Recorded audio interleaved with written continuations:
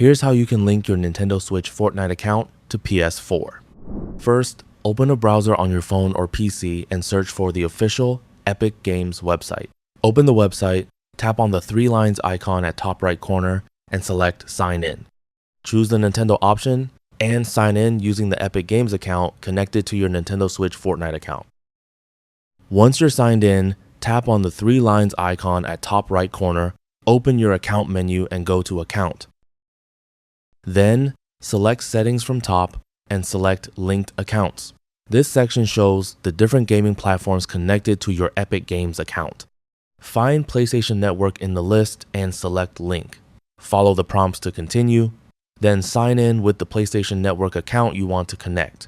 Review the account information and confirm the connection when prompted. Once the PlayStation account is successfully linked, your Epic Games account will be connected to both Nintendo and PlayStation. That's all for this video. Thanks.